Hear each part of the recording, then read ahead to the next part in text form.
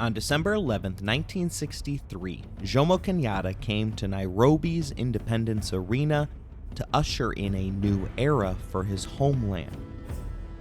The ceremony to transition from colony to country had gone smoothly, but not perfectly, as the new Kenyan flag failed to unfurl upon replacing the Union Jack. At which point the Duke of Edinburgh, the representative of the crown, leaned over to Jomo Kenyatta and asked if it was a sign that they wanted to reconsider.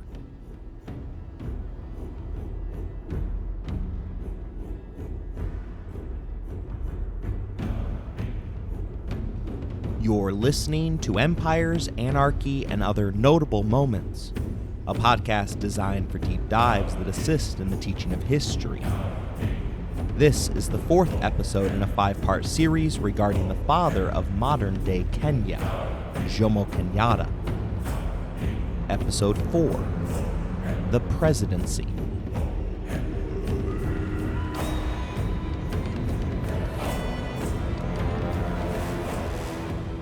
Kenyatta declined the offer to reconsider and then addressed the raucous crowd, visibly throwing his pre-written speech away when he reached the podium and speaking entirely in Kiswahili rather than in English as the prior speakers had.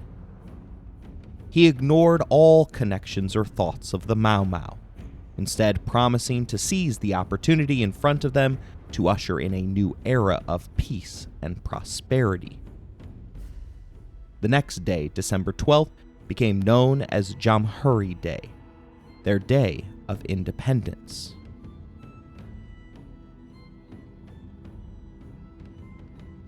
His speech on the night of independence is one that he would repeat regularly as president. He sought to bury the past and pledged not to avenge past injustices. We are not here to look to the past, racial bitterness and denial of fundamental rights, the suppression of our culture. Let there be forgiveness, he said. The so-called leader to darkness and death would now lead Kenya by looking for peace and unity.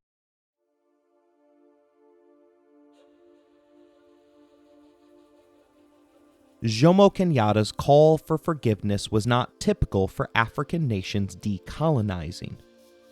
Yale professor Amy Chua's thesis in her book World on Fire is that exporting democracy to a country with an entrenched market-dominant minority is a recipe for racism, civil war, and genocide. The market-dominant minority in Kenya were white settlers.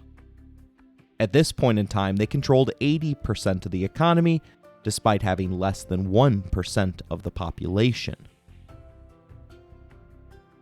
Africa's experiences regarding decolonization fill the pages of Chua's work, with Rwanda's 1994 genocide standing out the most as the Hutus took out 50 years of anger upon the market-dominant Tutsis after their first democratic election. This is likely the example that most of my audience understands the best. Chua explains her thesis by pointing out that the Germans and then the Belgians favored the minority Tutsi over the majority Hutu, despite the fact that these designations had never existed before the Berlin Conference set off the scramble for Africa. These created designations merely served for the colonizers to divide and conquer the local population. They bought off the minority Tutsi, who had lighter skin tones and skinnier noses with high-level government positions, access to education, and land. The Tutsi came to embrace their role as the country's elite, in the same way that Jane Elliott, a social psychologist, found that the students in her study did when she appointed brown-eyed individuals over those in the classroom with blue eyes. As she empowered one group over the other, first by giving them additional privileges and then armbands, she found that the experiment quickly left the classroom, resulting in bullying and physical violence. Things seemed fine in Rwanda, if you were a Tutsi. The Hutu, however, were locked out of the financial and educational systems that resulted in wealth accumulation. At the time of independence, they, as the majority, won the democratic elections. Now the tables were turned, and the Hutus largely pursued policies that were in line with how the Tutsis had discriminated against them. Humans hate it when the table is turned, and we are forced to look in the mirror. Many, in fact, will shatter the mirror in order to avoid seeing their true self. Some Tutsis decided that they weren't willing to live in such a discriminatory world, forming a militia, which then justified the Hutu to utilize their state-sponsored military to begin the 1994 Rwandan genocide of the Tutsi. Professor Chua shows that this market-dominant minority model for genocide is universal around the globe and across eras of history.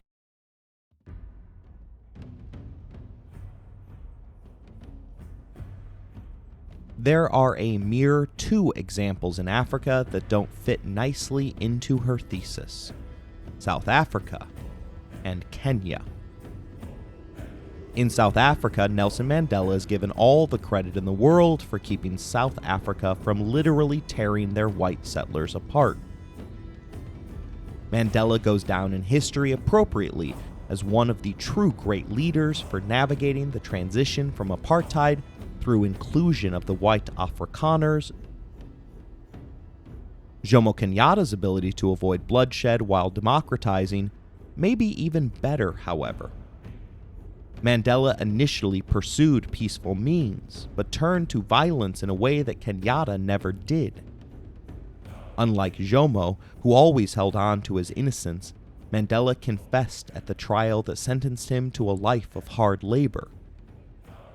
"I do not deny that I planned sabotage," Mandela told the court. "I did not plan it in the spirit of recklessness, nor because I have any love of violence. I planned it as a result of a calm and sober assessment of the political situation that had arisen after years of tyranny, exploitation, and oppression of my people by whites."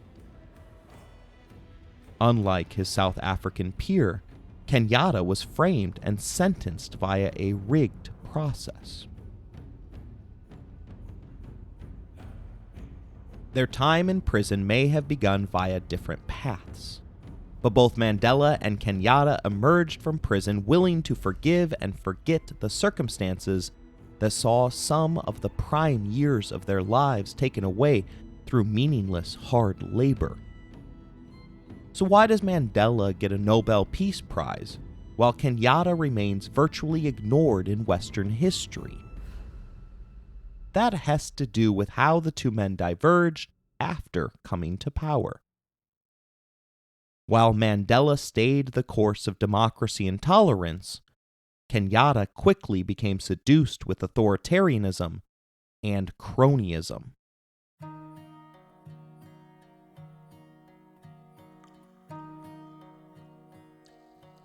Kenyatta's political party, the KANU, had won a significant majority in the House of Representatives, earning 58 of the 100 available seats.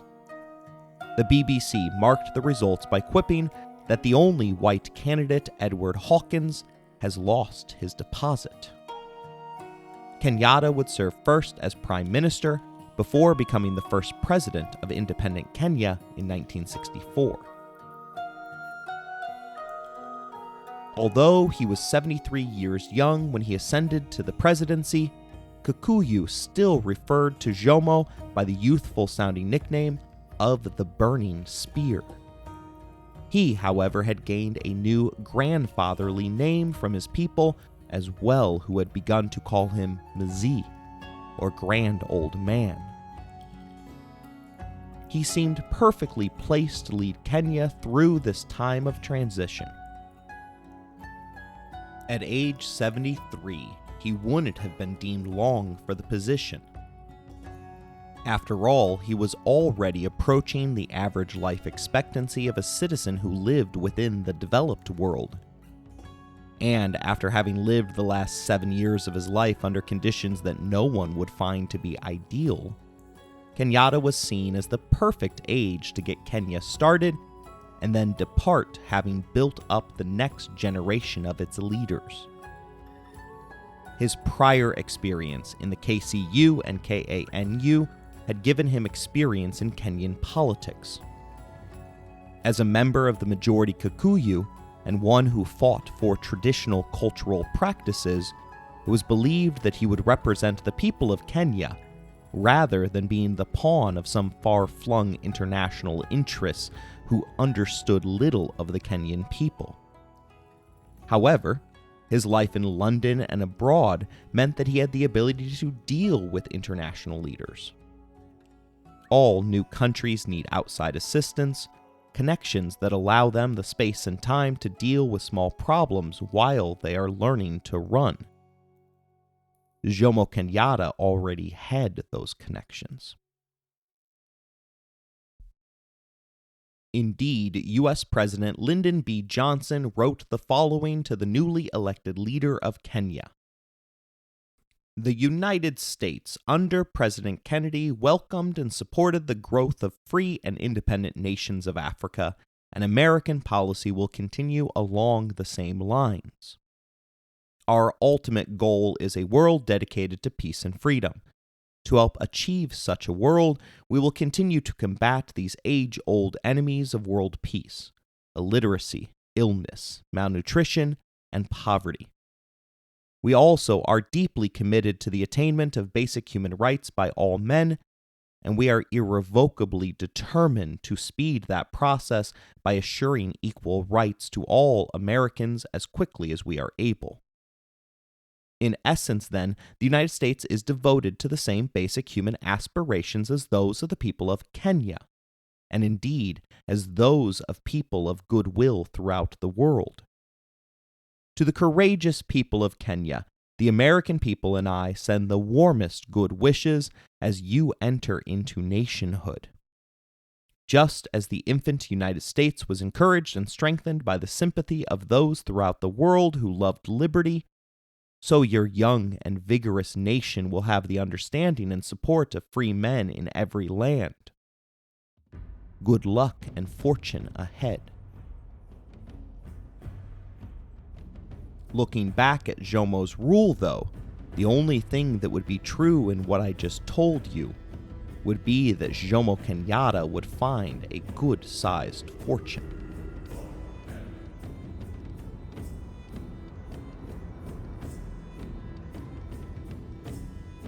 Kenyatta showed his true dictatorial colors right away. He agreed with the former colonial leaders to the Kenyan new constitution with the full intent of changing it right after he was in power.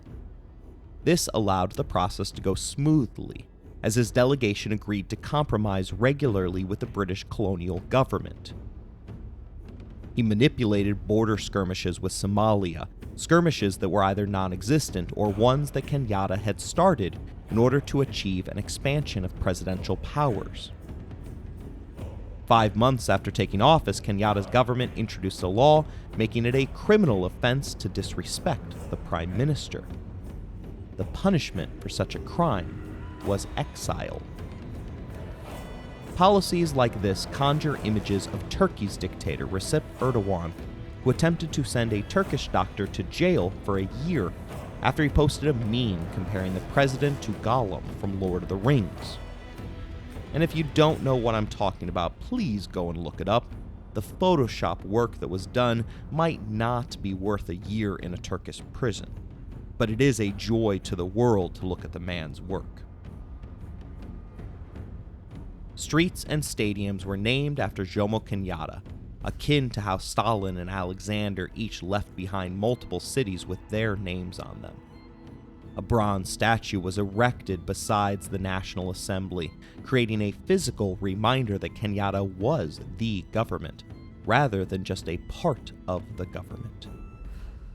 Photos of Kenyatta became widely displayed in shop windows, the same way that Mao Zedong still presides over most rooms in China.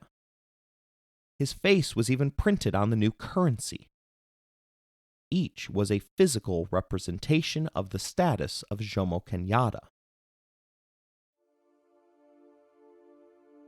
All of this imagery contributed to Kenyatta's personality cult as the victorious father of the country and the leader of the revolution.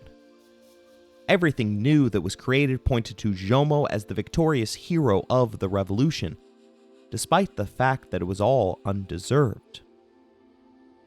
After all, he had not started Mau Mau. He had not worked behind bars for the betterment of the society if he were ever to be released. He had not chased the British out. He was merely the beneficiary of a rumor that he had never chose to directly correct. He even allowed for the creation of a new holiday called Jomo Kenyatta Day, which was to be held on the date that the original emergency was initiated by the colonial government. While many Americans likely shrug at some of this, keep in mind that we had only begun deifying George Washington after he had left power. And unlike Washington's farewell address, which made it clear that leaders should not hang on to power, Kenyatta would never say goodbye.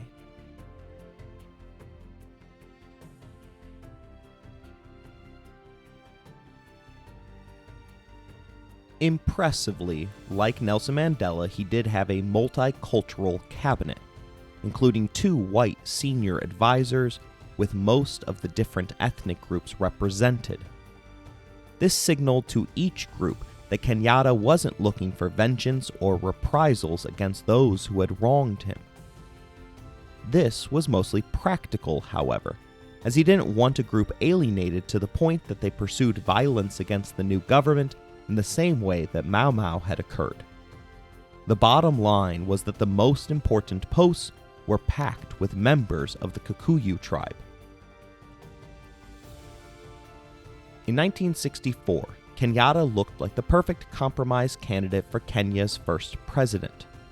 Heck, I probably would have been among those who had voted for him.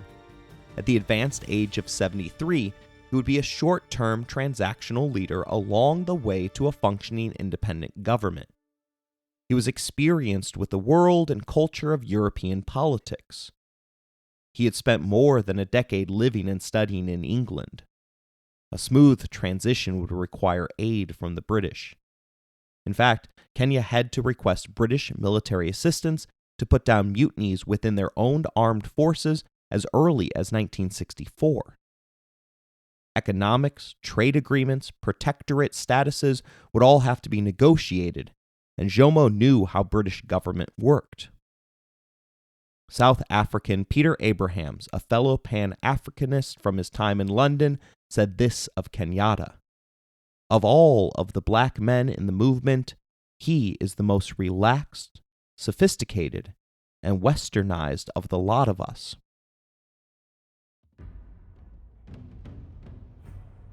He represented the Mau Mau, despite never believing in their cause. But he didn't only represent the Mau Mau. This gets into Jomo Kenyatta's absurdly false personality cult. He was incorrectly given credit or blame depending upon which side of the divide you are on for the Mau Mau uprising. At the same time, he had spoken out against violence regularly since his release from detention. These contradictory ideas made him acceptable to both sides.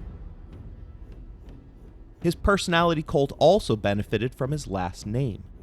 Who better to serve as the father of the country than someone already named after the country? Of course, you know by now that Kenyatta is just a Kikuyu term for the fancy belt that Jomo preferred to wear. On the campaign trail, he repeatedly promised that he would not sack white civil servants. Several prominent white Kenyans even publicly endorsed Kenyatta's party, including Malcolm MacDonald, the governor of Kenya in 1963, who said that Kenyatta was the wisest and perhaps strongest, as well as the most popular potential prime ministers of the independent nation to be. The British had to be terrified at the time of transition. After all, Kenyatta was, in their mind, the leader of Mau Mau. They had spent nearly a decade using his name as a synonym for the concept of evil.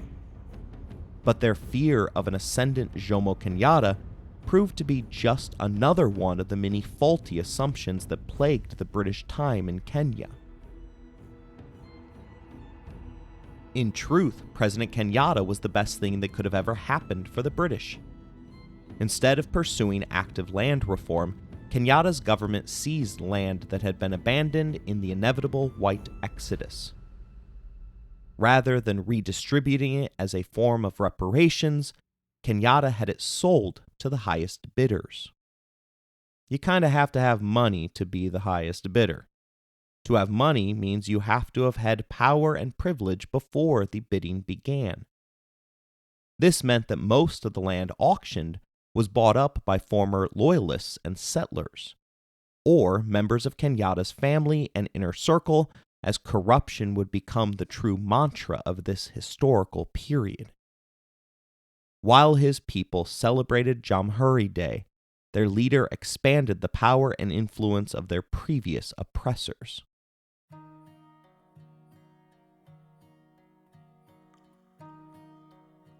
His desire to maintain the economic status quo made Kenya a safe investment for the West, and international finance was keen to pursue projects. The Washington Post was complimentary of Kenyatta's first few years, claiming that he had stabilized the nation and set them upon a path of growth.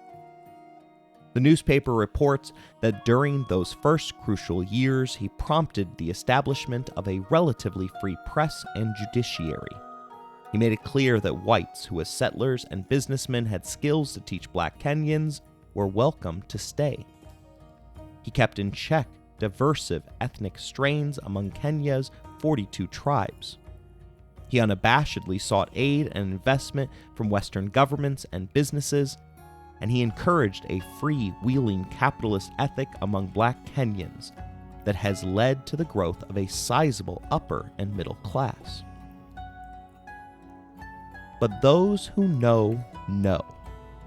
His acceptance of corruption and graft made him a willing suitor to equally corrupt international businessmen, who still viewed Kenya as a potential moneymaker.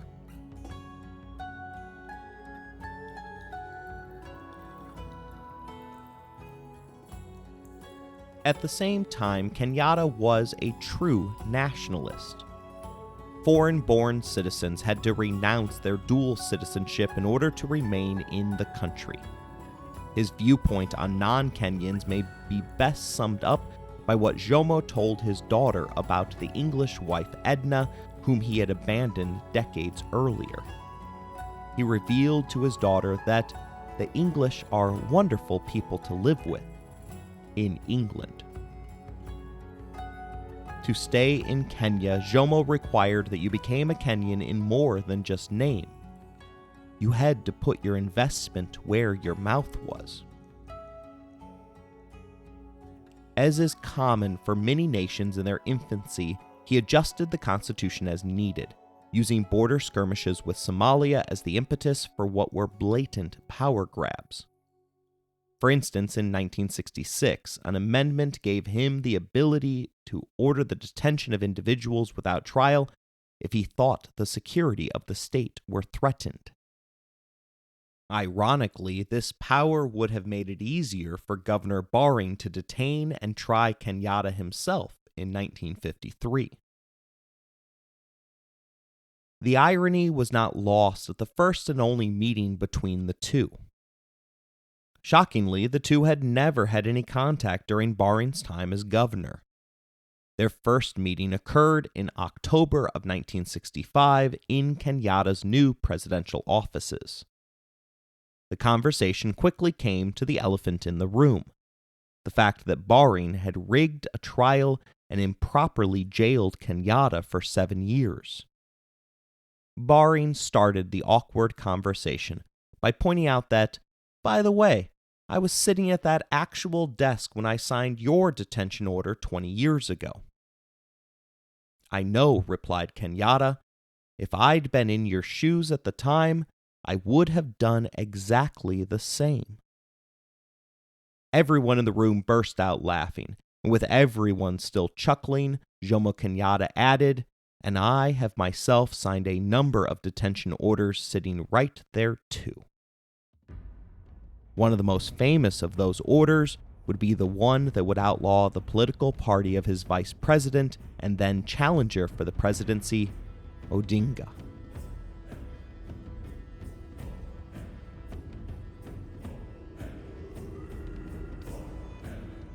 Kenyatta's policies are best understood by looking through two distinct lenses or goals. First, he wanted to establish a national culture for the fledgling new nation. Remember that Kenyatta fell in love with the idea of Pan-African nationalism when he was in England during World War II. There were a number of leaders that sought to unite the continent beneath their own vision. Secondly, he wanted his family to get filthy rich while doing it. Power can be intoxicating, and as Lord Acton famously revealed, absolute power corrupts absolutely. Kenyatta was more successful at the latter goal, as historian Robert Maxim suggests that no national culture emerged during the Kenyatta era, as art, music, and literature flourished, but remained separated by distinct tribal or ethnic identities. We'll get to the legacy of corruption at a later point. Let's instead take a moment to examine what went right and what fell amiss during the Kenyatta presidency.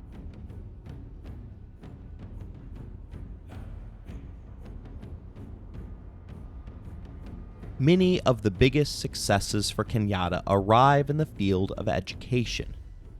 We have seen previously that throughout his life that education was incredibly important to him. He had run away from his family, literally shedding his family name for the chance to attend a Scottish missionary school. The only concession he managed to achieve while in London was the right to establish black African schools. He then went on to study at multiple European universities and finished with a PhD from the prestigious London School of Economics, after which he published numerous books on the Kikuyu people and their way of life. When he returned to Kenya after World War II, he became the president of Kenya's first teacher college. As president, he continued his life's work in education by promising to rid Kenya of ignorance. During his reign, all students had the option of attending school, even though it was not made compulsory.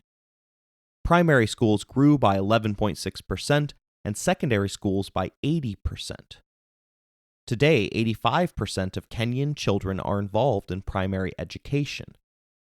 At the time of his death, Kenya had established its first two universities, the University of Nairobi, and, you may have guessed it, Kenyatta University.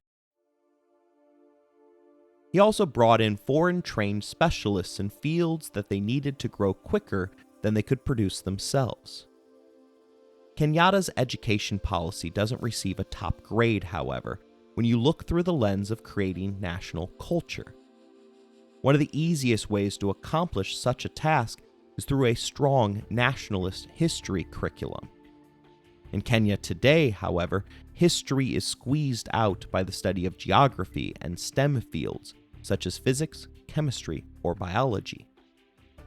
The Mau Mau atrocities/trials are hardly taught, all of which results in students glorifying ethnicity over nationalism.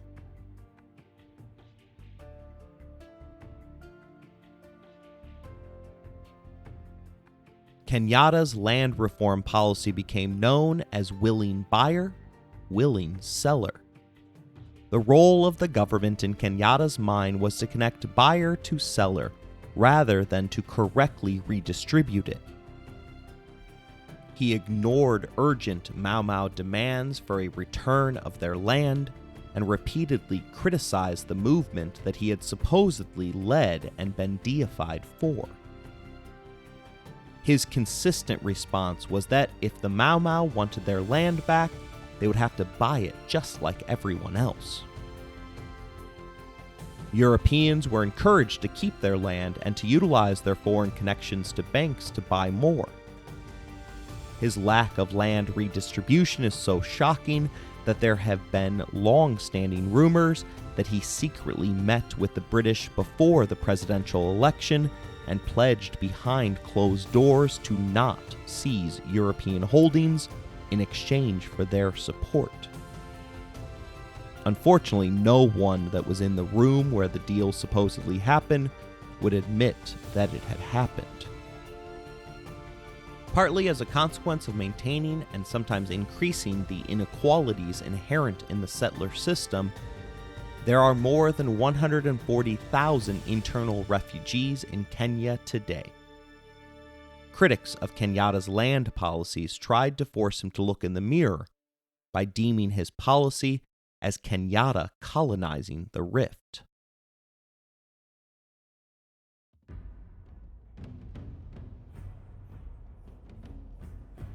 Economically, Kenyatta set a goal of creating black capitalism and made access to loans easier for industrial and commercial development for black-owned businesses.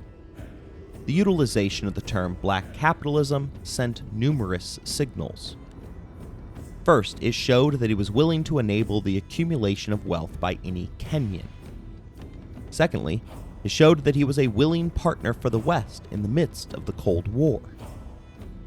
Corruption and patronage, which Kenyatta became directly associated with, however, will always hold back economic growth and create more economic inequality.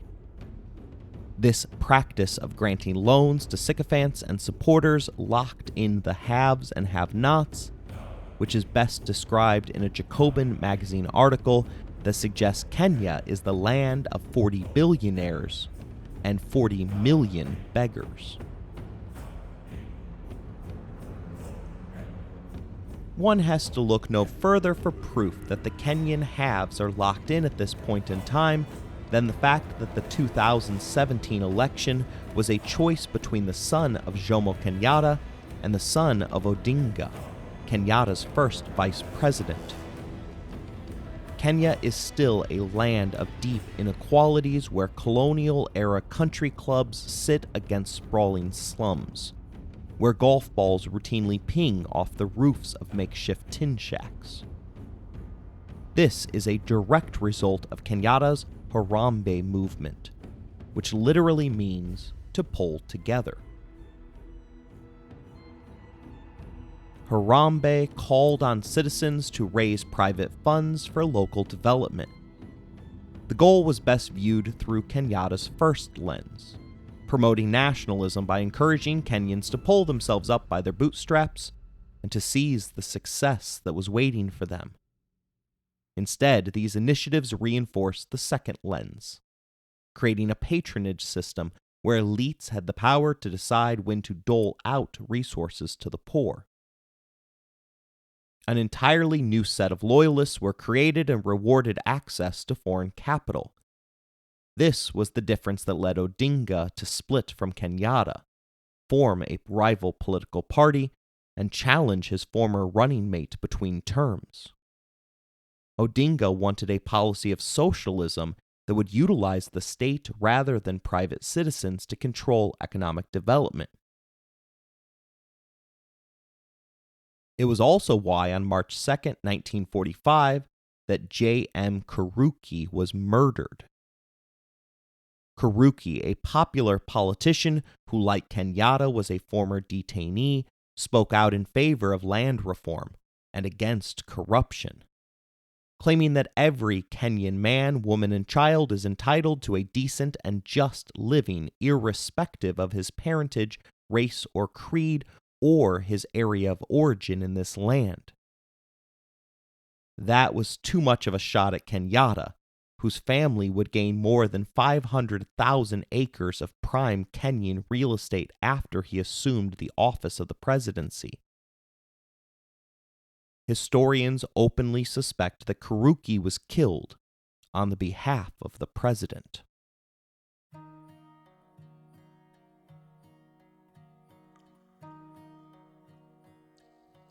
After any armed conflict, there is a rise in baby bumps. Individuals saying goodbye to loved ones, perhaps for the last time, tend to think with their heart rather than their pocketbooks. Kenya experienced a 4% population growth rate from 1962 to 1979, which happened to be the highest such rate in the world.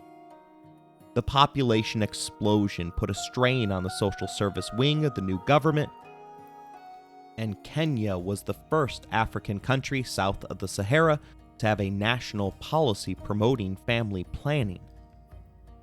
The policy set up a number of Planned Parenting clinics throughout the country and leaned into education and ad campaigns to reduce the number of births. The policy was a failure, however, and should be viewed through the corruption lens. The Kenyatta regime was paid millions of dollars by the services, but did little to promote their actual use, showing that they were willing to accept the money but not put in the work to enable the services to reach those who needed it most.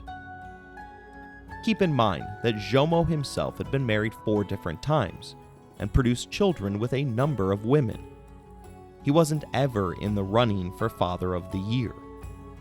Kenyatta's Vice President Odinga publicly said it was family planning measures that were unnecessary, and Kenyatta forbade his name or photograph from being used in any family planning campaigns. During Kenyatta's rule, the average number of children born alive to a Kenyan woman rose from 7 to 7.9. Leading Kenya to have the highest rate of natural population increase in the world. Note that the 7.9 figure is the average number of babies born. The child mortality rate is still pretty high today in Kenya. Kenyatta did increase access to healthcare enough to start a downward trend on these figures, however. In 1969, there were 154.8 deaths per 1,000 live births, and in 2018, it had been reduced to 41.1 deaths per 1,000 live births, a reduction of 113 deaths. Although there was clear improvement in the maternal health sector, Kenyatta failed to deliver on his promise of a free and universal medical system. Today, 70% of Kenyans continue to turn to traditional medicine for their primary care. Kenyatta had dismissed these traditional practitioners as charlatans, but was unable to convince his people to turn against them. Life expectancy rose from 45 before independence to 55 by the end of the 1970s.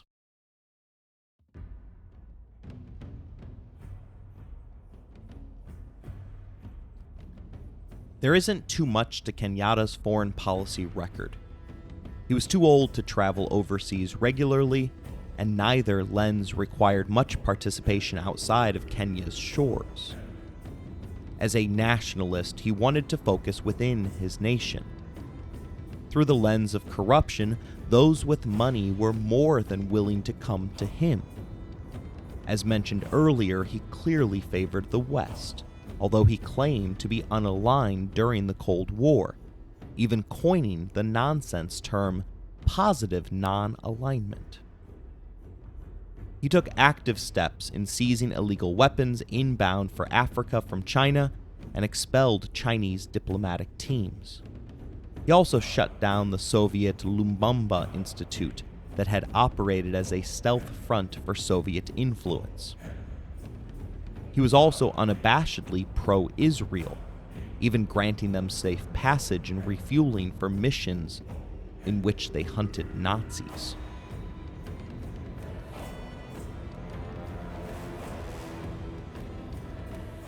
The lasting effect of the Kenyatta years was to wrap as much wealth and power around his family that would last for generations. He consolidated control of the central government, outlawed all other political parties, and terminated grants to local authorities that wouldn't do his bidding. The national press didn't look into any of this, as they fell for the propaganda of the conquering, heroic father of the country's cult mentality. When political assassinations occurred, such as the killing of Pio Pinto in 1965, Kenyatta would condemn the act, but then use it to grab more power for himself.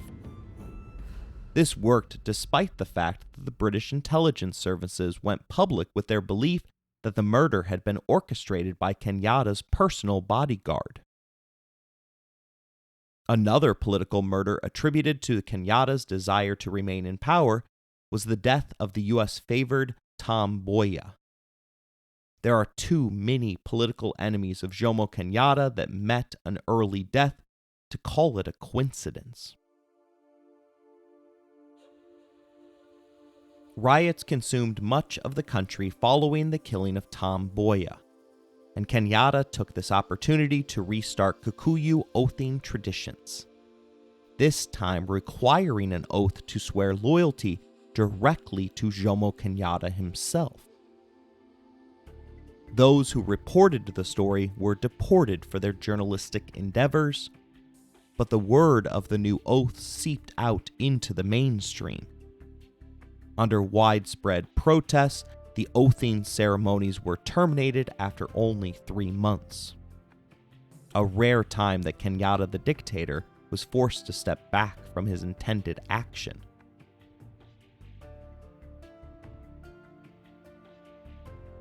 Father Time is undefeated, and even for Kenyatta, the end had to come at some point.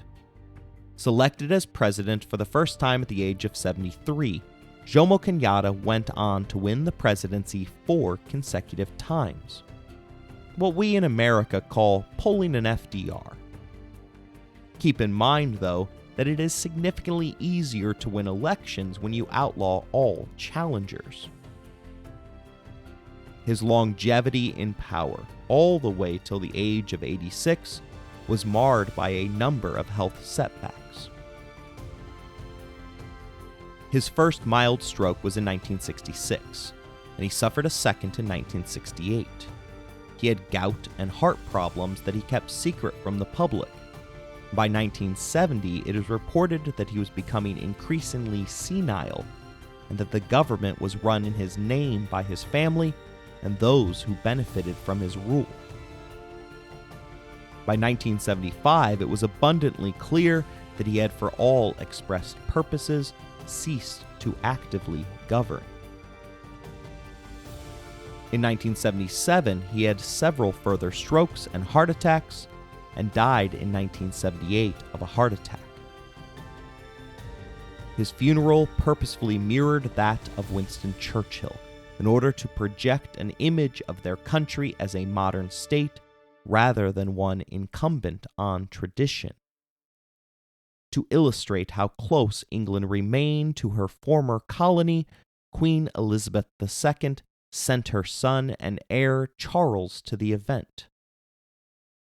Kenyatta's vice president Daniel Arap Moi took over and emphasized his loyalty to Kenyatta, saying that "I followed and was faithful to him until his last day, even when his closest friends forsook him." Moi would go on to rule Kenya as a dictator until his death at the age of 95.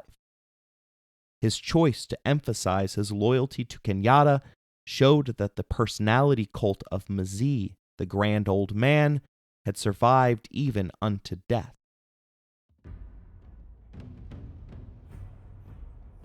The West helped to continue the myth of Kenyatta, with Pope Paul VI and the South Korean government giving him awards posthumously. But still, there were others that saw Kenyatta's life wasted. Historian A.B. Asentsov argued that in his life story, Kenyatta had a great deal in common with Ganya's Nkrumah.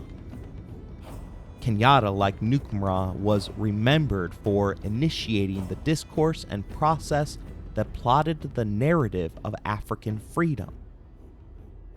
But at the same time, both were often remembered for their careless institution of presidential rule, one-party dictatorship, ethnicity, and cronyism. They are remembered both for making the dream of African independence a reality and for their invention of post-colonial authoritarianism. And Marxist Ngugi wa Thiong'o stated that Kenyatta was a black Moses who had been called by history to lead his people to the promised land of no exploitation, no oppression, but who failed to rise to the occasion. We'll continue to examine the legacy of this Black Moses in our next episode. I hope you enjoyed this episode. If you want to interact with the show, you can email us at resourcesbylowry@gmail.com. If you would like to financially support the show, please look in the show description for more information. As always, thank you for listening, rating the show, and spreading the word.